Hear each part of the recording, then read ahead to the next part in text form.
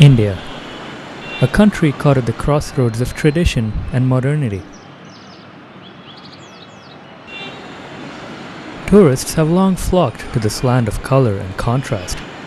But when you think tourism in India, you probably think of the Taj Mahal, the pink palaces of Jaipur, or the backwaters of Kerala. But in recent years, a different kind of tourism has started to take off in India's hospitals. It's called medical tourism. From North America, Africa, and the Middle East, patients are flocking to India in search of medical care. But why India?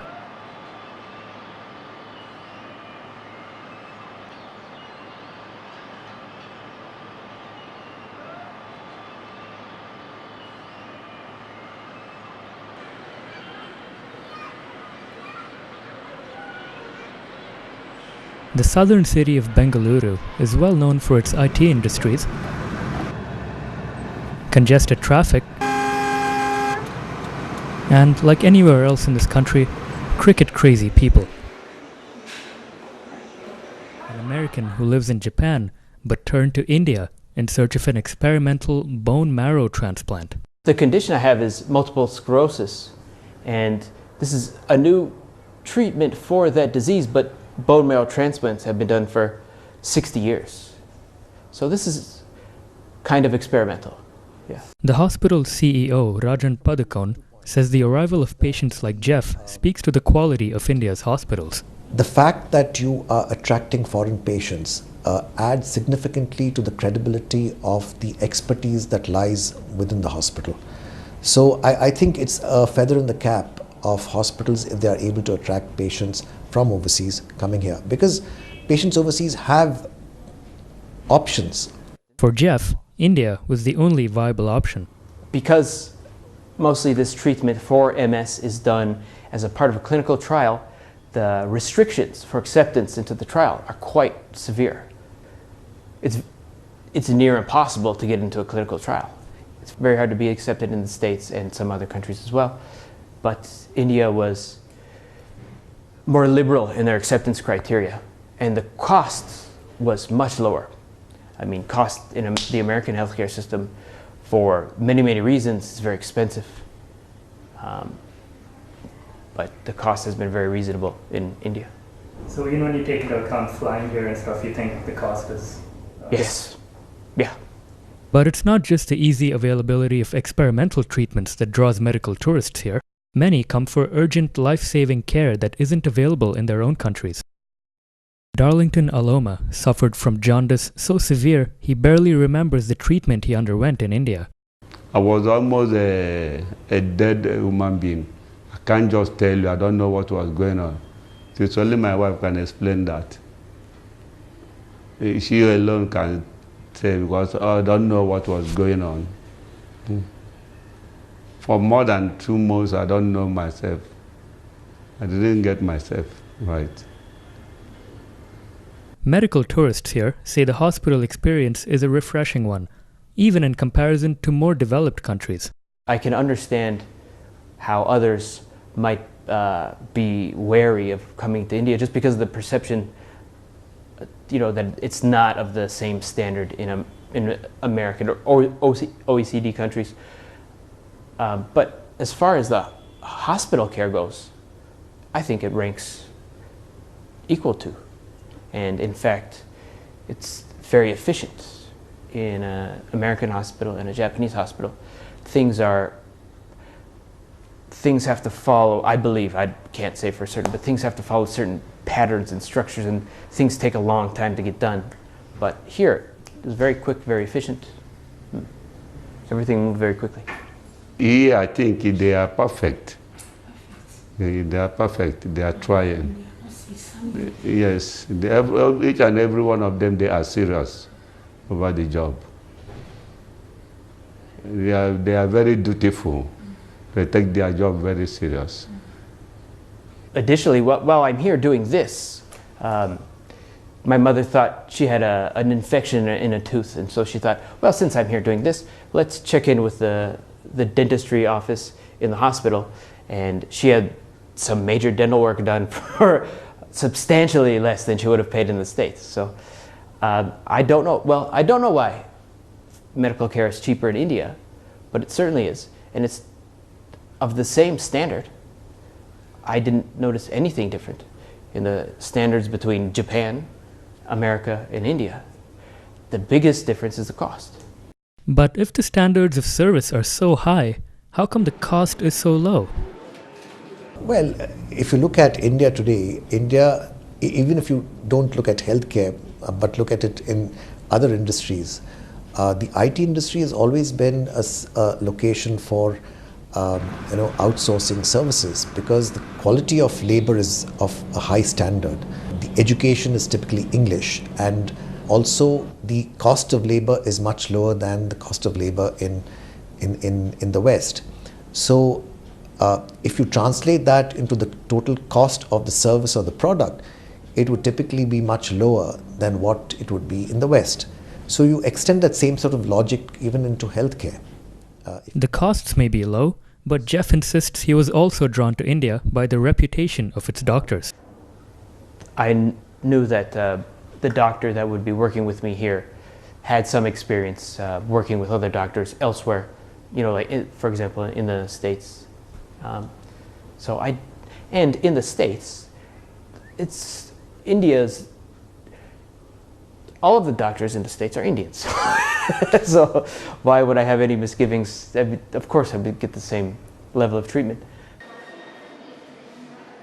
Dr. Mohammad Rehan is one such doctor. A product of Harvard University and the Cleveland Clinic, he practices at Fortis Hospital in Bengaluru. I think you take pure technical skills of us, we are on par with the West. Pretty much shoulder to shoulder with them for everything. The other thing is a large amount of us are trained out of there, so we understand the philosophies, the disease more importantly. And it gives us that cutting edge that a lot of the others don't have. So the Western guys don't have exposure to our disease, but we have an exposure to their disease, so we are able to deliver to the entire spectrum. So that's a big difference. Dr. Rehan says India holds advantages over other medical tourism destinations in Asia. The medical tourism industry in India is booming. I mean, not as much as China and Thailand, but definitely we are within the top 5 or probably in the top 3 for sure. One of the advantages of India is our nursing is way ahead of the rest of the world. And the second thing is that compared to China, Thailand, to a large extent we are very fluent in English. And so that is in our favor. Those guys can't talk English, so it hurts them in a large way. So if there are people in Nigeria who are thinking about coming to India for treatment, what would you say to them? I would advise them to come, and they will see different things. They will be saved in their life. Because I was almost a dead human being when I came here. So, but they rescued me. So anybody I see that is coming here, I will advise him more to come. I would say, don't write off India just because of some perception that it's a third world country, because the care is of the same standard that you would find elsewhere. Jeff and other medical tourists say they've also enjoyed what India has to offer beyond the hospital gates. Well, I knew it was hot, and it's hot. I thought it was slightly dirty, and it is slightly dirty. It is a developing country. Yeah. It's very interesting. It's very different. Yeah. And, well, that's not a bad thing. It's just been a very interesting trying to navigate in this culture. Just very different. Has been an adventure. Yeah. Yeah, so I guess you could say medical tourism is exactly that. It's, for a medical purpose, but it is seeing more of the world as a tourist. To Dr. Rehan, medical tourism simply makes good sense. He can fly you down here and get this done at 1/10 the cost. Even if you travel business class or first class, it's still a saving for him. So the patient gets what he needs to get. So I think that, it's but fair that they travel around the world, not just in India, but, across for medical tourism is not a bad deal. You get, you get a vacation and you get everything taken care of in the same time. So why not? Eric Kadeski is a family doctor in Vancouver. So I have had many patients of mine travel abroad for the purpose of medical tourism. The reasons for these travels have been wide-ranging. Some of them have been for dental care. Some of them have been for major medical care, obtaining procedures that were not available in other parts of the country here in Canada. Some of them have been for procedures where the wait times are very long, and other ones have been for cosmetic care, which can be obtained at a much cheaper price abroad than they can here in Canada. But the impact of medical tourism extends well beyond patients and hospitals. Indeed, medical tourism has begun creating money-making opportunities beyond the healthcare sector, with the hospitality industry being one of the biggest beneficiaries. This is the Urban Hotel. Located right behind the Manipal Hospital, the hotel has an agreement with the hospital through which it offers hefty discounts to patients and their families.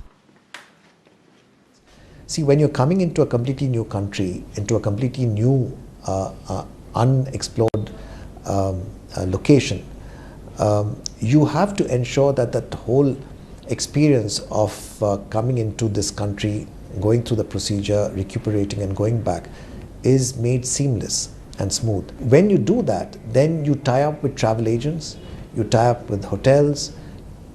So given that, you will have other related businesses also enjoying the fruits of this line of business. The Online Suites Hotel has been reaping the fruits of medical tourism for as long as it's been around.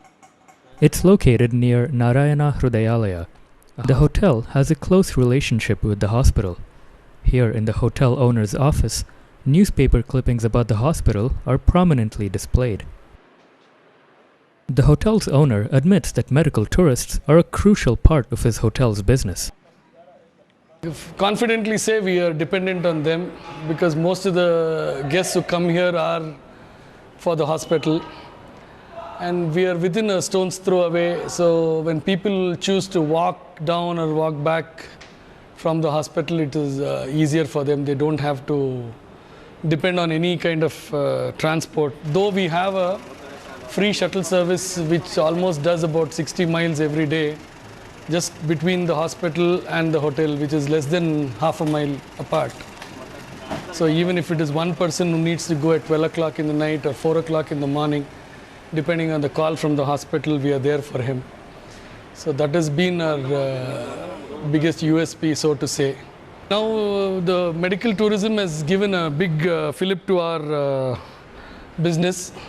We have been getting, of course, we have an equal number of Indian guests also.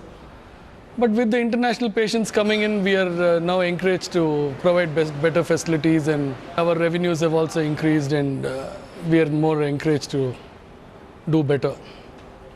But hotels like Online Suites are not the only businesses that are flourishing thanks to their proximity to the hospital. There are related commercial establishments like grocery stores, the taxi services, petrol pumps and things like that. This is a small township, so to say, depending on our existing with the hospital. As medical tourism grows and other industries find ways to support it, it appears that medical tourism in India is here to stay. I see this market as a hugely growing market with very high potential, and also attractive enough for us to, given the fact that it is a line of business, attractive enough for us to make it as a very focused area for us to market, very focused for us to market to. One of the most popular means of marketing medical tourism services is through the production of slick testimonial videos. You would be only in the world's best care. I have absolutely no hesitation in saying that. I am extremely pleased that we found the facility and were able to access its treatment. And I thank them from the bottom of my heart for helping my son.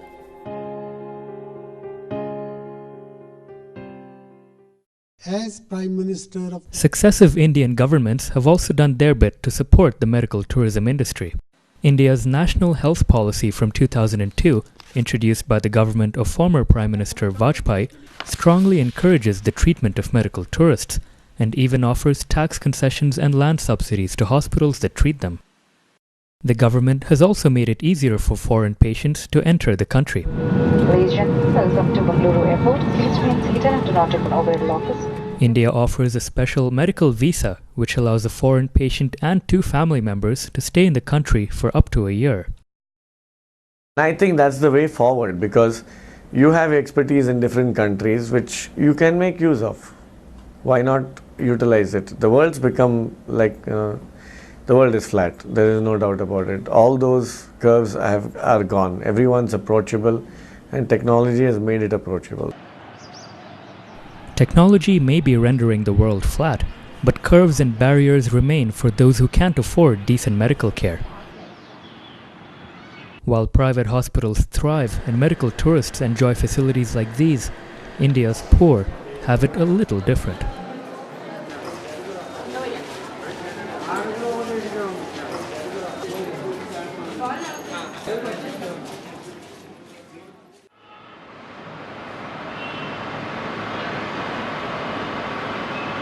The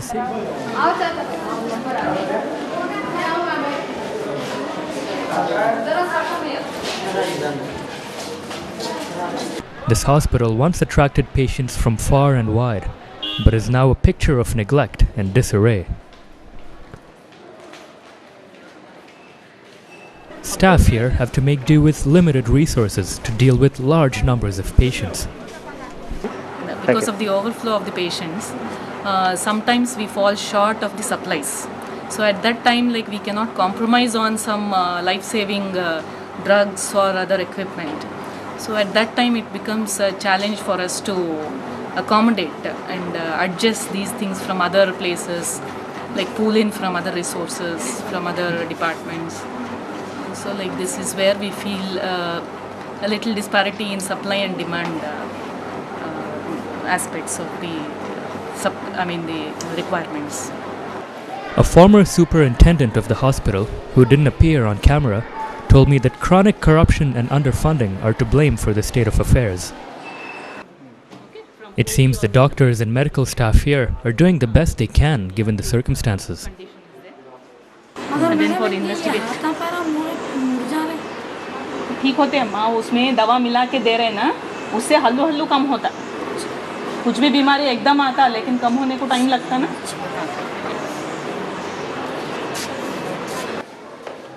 But despite their best efforts, this hospital and other public government-run hospitals in India are in bad shape.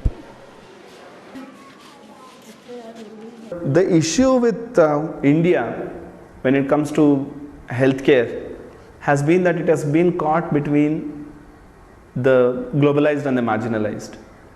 So we have an elite who can compete with the best in terms of money or whatever, in terms of luxury, and we also have the most marginalized in this country.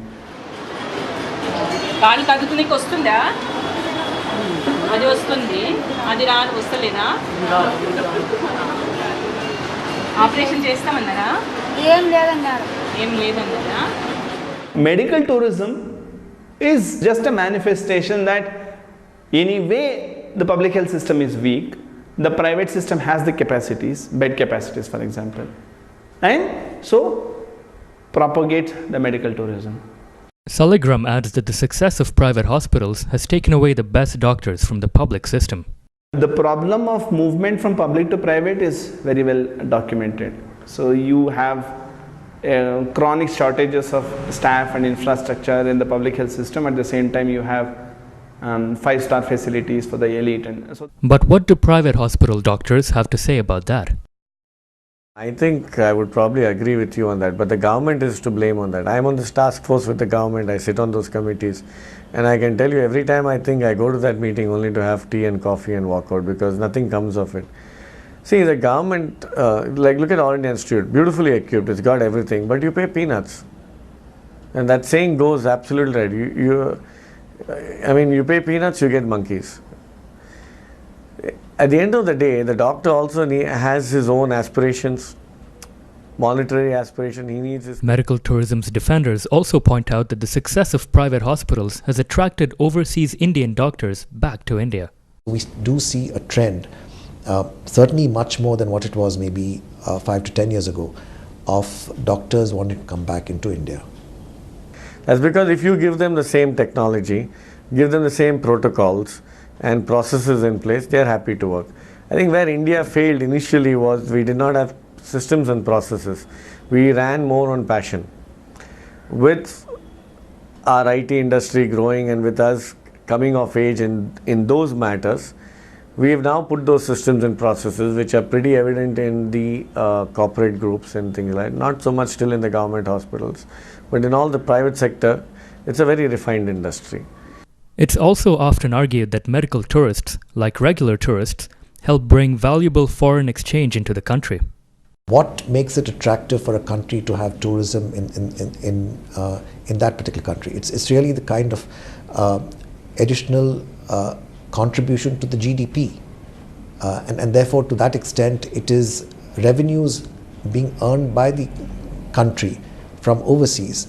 It is something like an export earnings for the country.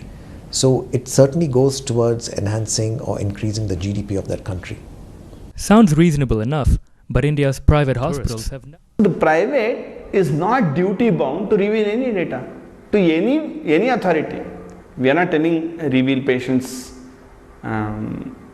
case records or whatever. What we are telling is somewhere somebody has to collect that. If the private is claiming, or the medical tourism facilities are claiming that they are doing a great job of getting foreign exchange, let us know what it is. But it's not just India's hospitals that are to blame for this bizarre absence of data. In Parliament, questions are not answered by the ministers telling that how many people entered this country through medical visas. They don't have the data. Why can't the Minister of External Affairs know? And Parliament is the supreme body in this country. In a parliamentary questionnaire, in questioning inside Parliament, the minister has gone on record saying that we don't know how many people entered through medical visas. And you ask the foreign exchange, medical tourism. If I am a medical tourism facility providing medical tourism facility, medical tourism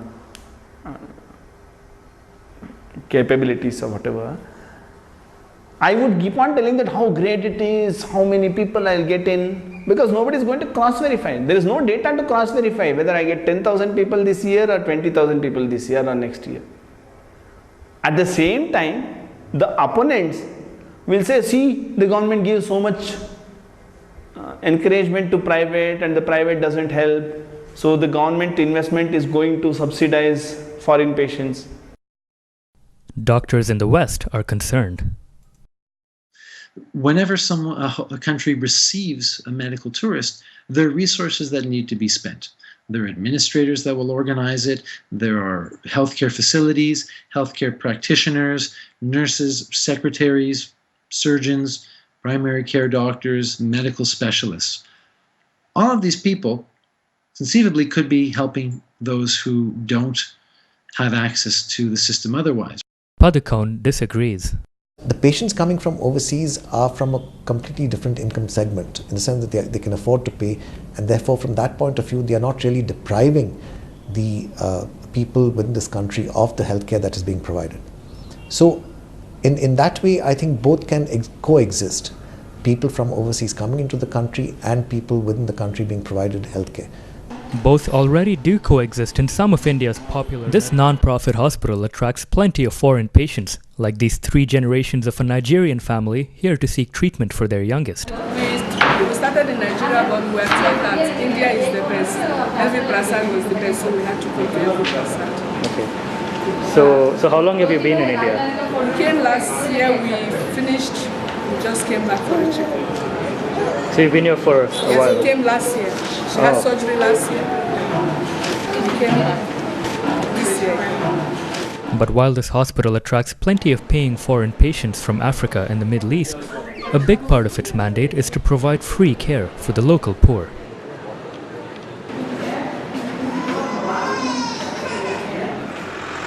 Money received from paying foreign patients is used to provide free and subsidized care to the poor. These private hospitals say they want to help improve the public system, but the government isn't interested. If you sit in these governmental meetings, they will sit and say, why doesn't the private sector come forward and take it? I have myself offered to take over a district to reduce the maternal mortality rate. It's been 3 months since I made that offer. No one from the government has contacted me. So it appears that India's healthcare situation is reflective of the country's long-standing dilemma: how to leverage the prosperity and expertise of its private sector to help improve conditions for the masses. For now, the status quo continues. Meanwhile, in the Western world, the medical community has come to accept the reality of medical tourism. My advice to those people is, as this sorts itself out, as the world organizes, to recognize, as Thomas Friedman said, the world is flat, that there are very few barriers anymore, that what we need to do is we need to take the information that we have, we need to take the technology that we have, and everyone needs to work together. And while I may be working one day with a surgeon in Vancouver, I need to be prepared to work with a surgeon in Mumbai the next day. There's no questioning the value medical tourism holds for India's private hospitals and the medical tourists they attract. For the patients who come here, India comes to represent a new lease of life, or at the very least, hope for a healthier future. I guess, or in brief sentences, I'm an abdominal transplant surgeon. An abdominal transplant surgeon can transplant multiple organs, 1 being the liver, 2 the kidneys, 3 the pancreas, and 4 being small bowel. We take their old one out, we put a new one in, and they have a new take on life.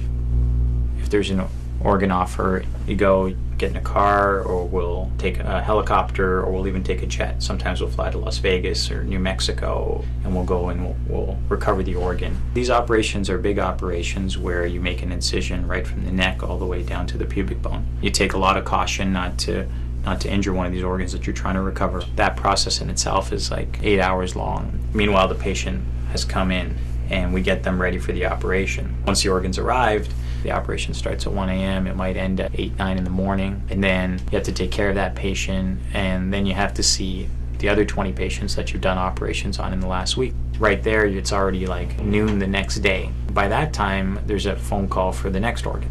When it comes down to just thinking about the patient and wanting them to do well, you kind of forget about how long you've been awake, or how hard the operation is, or that you haven't eaten for hours and you haven't seen your own family. But this is your one shot to help this person out. The biggest thing I love about being an abdominal transplant surgeon is giving a person a second chance, another opportunity. The rewards that I get out of it is seeing that patient come in and you're able to give them a new organ, and they walk out a totally different person. They're completely changed. It's unbelievable in my personal opinion. If I was going to give a young person advice in terms of a desire to become a physician, I think really the most important thing is you just have to be passionate about it, and you just have to really be passionate about the end outcome.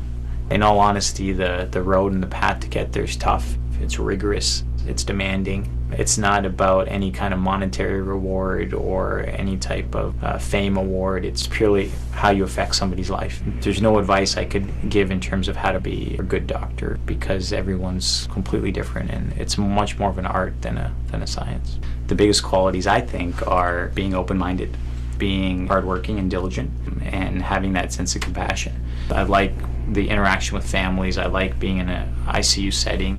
The biggest joy I have is coming to work and taking care of patients. I would not change what I'm doing now. There's absolutely nothing that I think I'd be more excited to do than what I'm doing now.